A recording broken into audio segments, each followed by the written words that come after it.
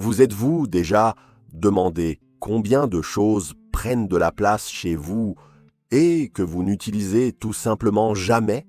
Peut-être que vous ne vous en rendez même pas compte, mais de nombreux objets autour de vous ne font qu'accumuler de la poussière, perturber l'organisation et occuper votre esprit sans apporter aucun réel bénéfice. Je suis le facilitateur et dans la vidéo d'aujourd'hui, vous allez découvrir 20 objets que vous avez très probablement chez vous, mais que vous n'utilisez pas. Et peut-être qu'ils ne vous manqueront même pas s'ils disparaissaient dès aujourd'hui. Alors, serez-vous capable d'arriver à la fin de la liste sans vous reconnaître dans au moins la moitié de ces objets? On va le découvrir maintenant. Le premier objet de notre liste, des vêtements qui ne vous vont plus. Combien de pièces restent là, dans votre armoire, accrochées à un cintre, en attendant ce « un jour » qui n'arrivera peut-être jamais? Si vous ne les avez pas apportés depuis plus d'1 an, ou si vous les évitez systématiquement quand vous vous habillez, il est temps de vous en séparer. Est-ce que ces vêtements vont vous manquer? Très probablement pas. Mais l'espace et la légèreté qu'ils libèrent, eux, font une vraie différence. Numéro 2, des chargeurs et des câbles dont vous ne connaissez même plus l'origine. Qui n'a jamais ouvert le tiroir à câbles pour tomber sur un tas de fils semblant venir d'une autre époque? Si vous ne savez plus à quel appareil ils appartiennent, s'ils sont cassés, ou si vous avez changé de téléphone depuis des années, pourquoi les garder? Troisième objet, trop de tasses et de verres. Vous utilisez toujours les mêmes 3 ou 4, mais vous avez un placard rempli de mugs publicitaires, de tasses avec des phrases étranges, de souvenirs de mariage. En avez-vous vraiment besoin? Combien en utilisez-vous réellement chaque semaine? Numéro 4, des produits de beauté périmés ou jamais ouverts. Crème, maquillage, vernis, masques. Vous les avez achetés avec de bonnes intentions, mais vous ne les avez jamais utilisés. Ou alors, ils sont périmés depuis des années. La vérité, c'est que s'ils n'ont jamais fait partie de votre routine, ils ne le feront probablement jamais. Les garder, c'est juste perdre de la place et prendre des risques inutiles pour votre santé. Le cinquième objet, des appareils de cuisine peu pratiques. 3 types de râpes, des moules à gâteaux aux formes bizarres, utilisés une seule fois, un pressail plus embêtant qu'utile. Il est temps d'être honnête avec vos ustensiles. Si vous choisissez toujours un autre outil, c'est que celui-ci n'a plus sa place. Sixième objet, des livres que vous ne lirez jamais, ou plus jamais. Oui, ils décorient bien la bibliothèque et donnent une image intellectuelle, mais soyons réalistes, beaucoup d'entre eux ne font qu'encombrer. Ils n'ont plus de valeur sentimentale, ne servent pas de référence et ne vous inspirent plus. Mieux vaut les donner à quelqu'un qui les lira que les laisser prendre la poussière. Septième objet, des papiers et manuels obsolètes. Instructions d'appareil que vous n'avez plus, garantie expirée, facture payée de 2014. Si ces papiers n'ont plus aucune utilité légale ou pratique, direction le recyclage. Huitième objet, des cadeaux que vous n'avez jamais aimés, mais que vous vous sentez obligé de garder. Cela va du cadre photo kitsch au t-shirt de taille trop grand. L'intention était bonne, mais si vous ne l'utilisez pas, que vous ne l'aimez pas et que vous manquez de place, le mieux est de remercier mentalement et de laisser partir. Neuvième objet, des vieux magazines.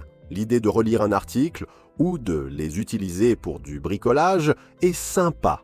En théorie, en pratique, ils sont empilés depuis des mois, voire des années, sans vraie fonction. Et ils prennent beaucoup de place. Il est temps de recycler. Dixième objet, des chaussures inconfortables. Vous avez essayé de les porter, elles vous ont fait mal, mais vous les avez quand même remises dans l'armoire en pensant qu'elles s'assoupliraient. Soyons honnêtes, si elles ont blessé au premier usage, elles resteront probablement inconfortables. Dites adieu à cette torture volontaire. Onzième objet, des objets de décoration qui ne vous ressemblent plus. Un cadeau, un achat impulsif ou juste un objet dont vous êtes lassé. Il est là, hors de contexte, détonnant dans votre intérieur. Votre maison doit refléter qui vous êtes aujourd'hui, pas qui vous étiez il y a 5 ans, 12, des bougies et encens oubliés. Vous vouliez créer une ambiance zen, mais ces objets sont restés au fond d'un tiroir en attendant une occasion spéciale qui ne vient jamais. Si vous ne les utilisez pas, pourquoi les garder? Numéro 13. Trop de linge de lit. Combien de parures de drap et thés d'oreiller utilisez-vous vraiment? Parfois, on en a le double, voire le triple nécessaire. Et la moitié est dépareillée, tachée ou distendue. Faites le tri.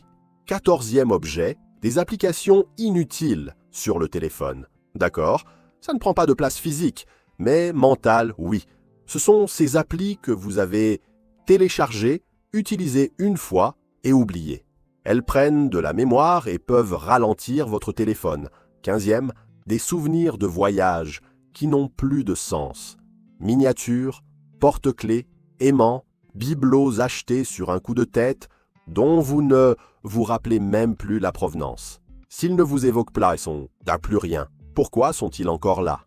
16e objet, des bijoux fantaisie, cassés ou plus à votre goût.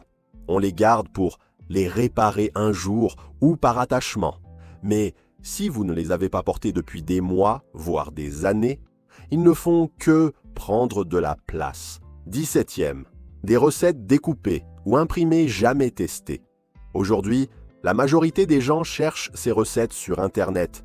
Pourquoi alors garder des feuilles volantes, des découpages de magazines et des notes de plats que vous n'avez jamais essayé de faire?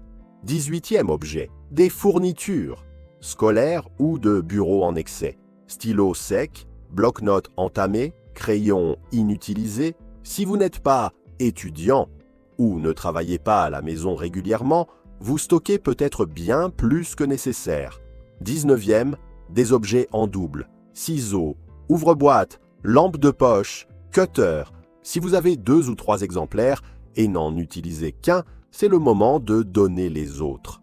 Les doublons n'ont de sens que s'ils sont utilisés régulièrement. Et pour finir, le 20e objet, des projets inachevés ou abandonnés. Une toile à moitié peinte, un vêtement à customiser, une boîte de matériel pour un bricolage jamais commencé. Si vous n'y avez pas touché depuis des mois et n'en avez plus envie, il est temps de tourner la page. Combien de ces objets avez-vous chez vous? Si vous êtes arrivé jusque-là, vous avez sûrement identifié au moins 5 ou 6 objets qui résonnent avec votre quotidien. Dites-moi en commentaire quel a été l'objet le plus difficile à admettre, que vous devriez jeter, et lequel allez-vous éliminer dès aujourd'hui. D'ailleurs, avez-vous déjà tenté le défi 30 objets en 30 jours? C'est simple, chaque jour pendant 1 mois, vous vous débarrassez d'un objet.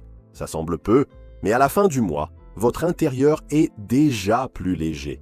Vous seriez prêt à relever ce défi? Dites-moi si vous voulez que je fasse une vidéo avec les étapes détaillées. Se débarrasser du superflu, ce n'est pas juste une question d'espace. C'est rendre votre maison plus légère, plus fonctionnelle, plus en accord avec vos vrais besoins. Chaque objet qui part fait de la place pour quelque chose de nouveau, même si ce quelque chose est simplement plus de calme et de silence visuel. Si vous avez aimé cette vidéo, laissez un like, abonnez-vous à la chaîne et partagez avec quelqu'un qui a besoin d'un bon ménage. Et rappelez-vous, moins d'objets, plus de vie.